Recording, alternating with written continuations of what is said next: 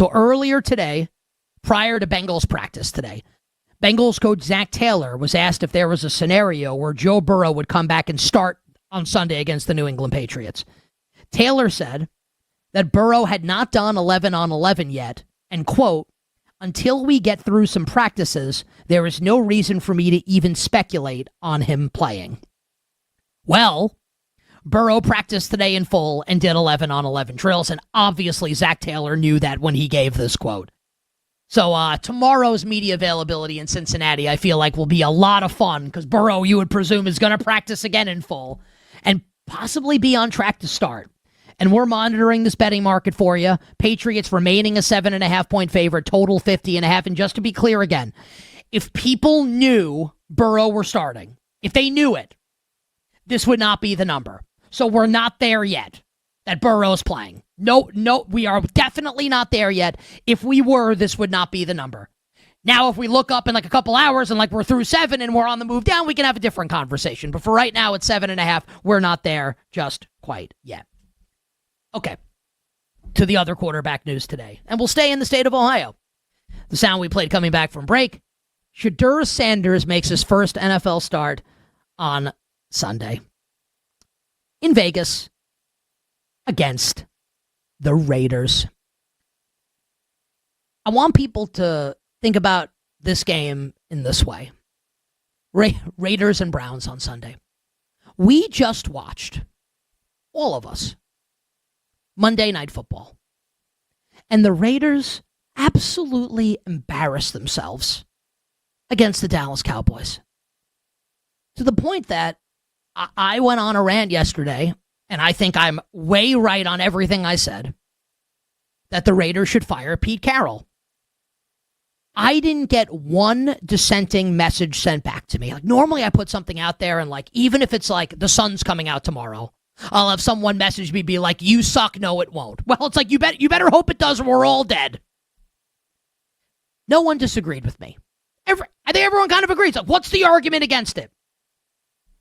So think about the way we all view right now the Las Vegas Raiders. And now consider that the betting market for Sunday's game against the Browns is Raiders -4. We told you on Monday, when Gabriel was still in concussion protocol, that number was 3. Like, probably time to bet the Raiders now if you want to. Because no matter what happens tonight, as long as people are healthy in the game, and they got annihilated in the game, and the number still got bet out towards the Raiders. This is like the equivalent. This is the betting equivalent of like you walking in on your girlfriend cheating on you with your best friend. And you're sitting there and you see it, and you see it happening. And you become in that moment a word that rhymes with Buck. And not the one that starts with F. And you decide the next morning, you know what? We're staying together. We're back. You know what? I'm putting a ring on that finger. I don't care what just happened. We just watched the Raiders be so embarrassing that we have all collectively agreed that maybe they should fire the Hall of Fame coach. And yet, you can't stop betting the Raiders. No, the Shedeur Sanders experience. Now, the time to bet the Raiders, not that they can't cover 4, but like we talked about it on Mondays. Hey, if you like the Raiders, bet it now. Lay the 3. Now that we're at 4, I don't know that there's a lot to do. Just me personally, I don't know what number I would need to bet the Browns. 6? I guess I'd consider it. I don't think I'll have to make that decision, but yeah, that's where we're at right now with the Raiders and the Browns. You bet on this Wednesday. Jets head coach Aaron Glenn, I think maybe he's gotten tired of, I'm not going to just take the quarterback decision to 90 minutes before kickoff of this game, like he's been trying to do the last couple of weeks. We find out today on Wednesday that Tyrod Taylor will start for the Jets on Sunday when they travel to Baltimore to take on the Ravens. I just think it's worth saying this before we talk about the game. For as much credit as I've given the Jets, and I've given them a ton of credit, right, for what they did at the trade deadline, acquiring all those future assets, 2 first-rounders this year, like a 3 next year in 27, Like, they have all the firepower they need to get the quarterback that they want, whether it's next year or 26 or 27. Maybe get Jeremiah Smith, the Ohio State stud receiver. Like, they've done really well.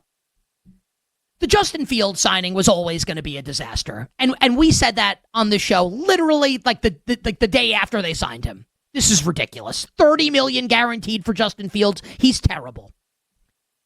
And when Justin Fields got hurt in that training camp practice, and like the way that people freaked out, that this was like when Bernard Pollard tore Tom Brady's ACL week 1 in 2008. Like, that's what you would think happened. Like, Fields is any good. And I'm not trying to bag on the young man, just like, I'm sorry, he's not very good. And I've been saying that I think that Tyrod is like just as good as Fields, like maybe better than Fields. Now, this is not like Tyrod when he started for the Bills and took them to the playoffs as a wild card team. Like, he's older now. It's like 37. He can't stay healthy.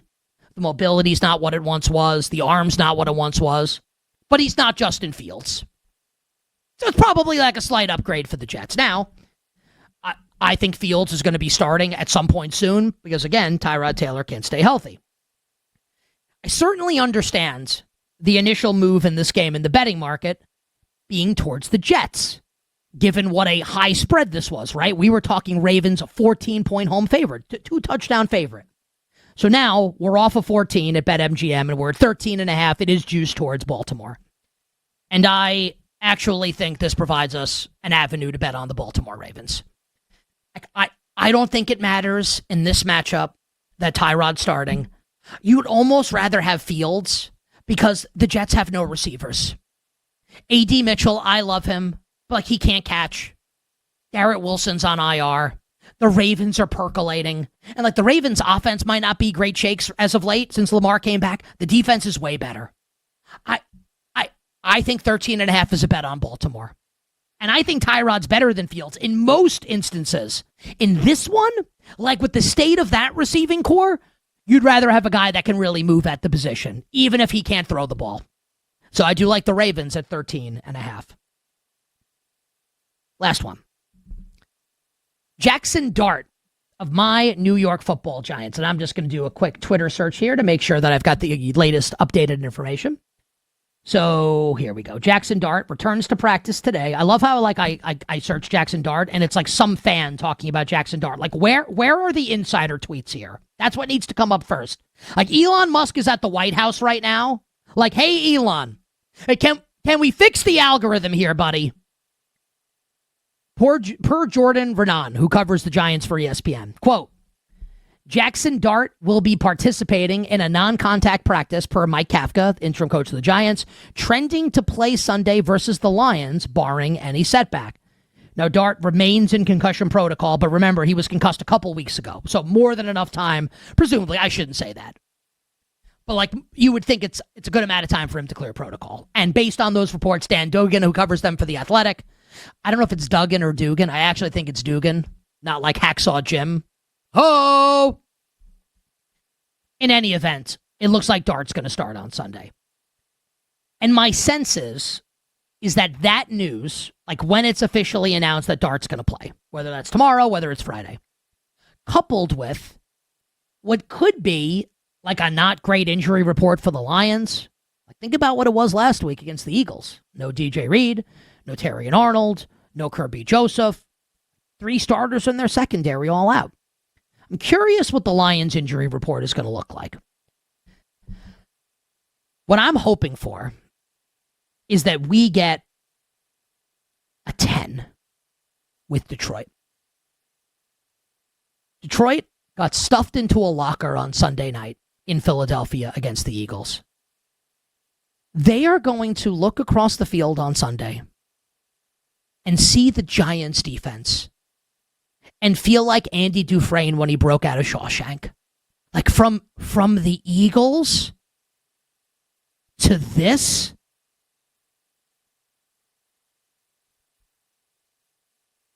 Here's a question for everybody. What is it about Jaxson Dart's game that you find the most effective and the most impressive thus far in his NFL career? The answer is him running the ball, right? They just fired the head coach who kept calling run plays for him, like straight into brick walls, even after all the concussion checks. And there were reports earlier in the week that the Giants are telling Jaxson Dart to not be as aggressive and liberal with the way he throws his body out there. You want to bet the Giants in this game? Detroit is going to smash my Giants on Sunday. I'd love to lay 10.